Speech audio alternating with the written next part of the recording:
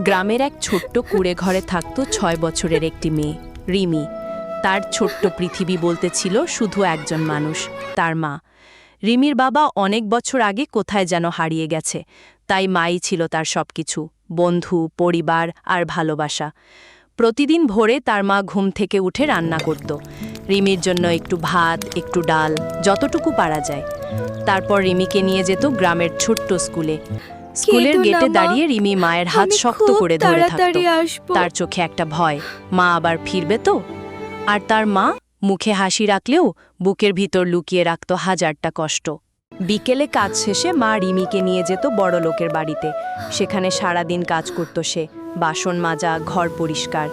আর রিমি চুপচাপ একটা কোনায় বসে থাকত।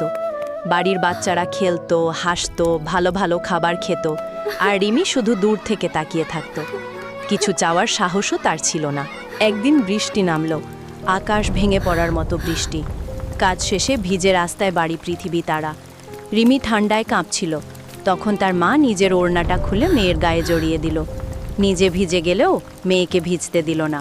সেদিন রাতে ছোট্ট রিমি একটা কথা বলেছিল, মা, তুমি চিন্তা করো না, আমি বড় হয়ে সব ঠিক করে নেব। একদিন সে পরীক্ষায় প্রথম হলো।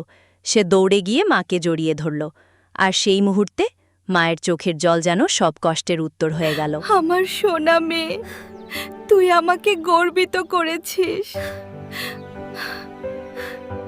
কারণ যার কিছুই নেই তারও একটা জিনিস থাকতে পারে, স্বপ্ন। আর সেই স্বপ্নই একদিন বদলে দিতে পারে পুরো জীবন। গল্পটি পড়ার জন্য ধন্যবাদ। যদি ভালো লেগে থাকে তাহলে লাইক এবং কমেন্ট করে আমাকে উৎসাহিত করবেন।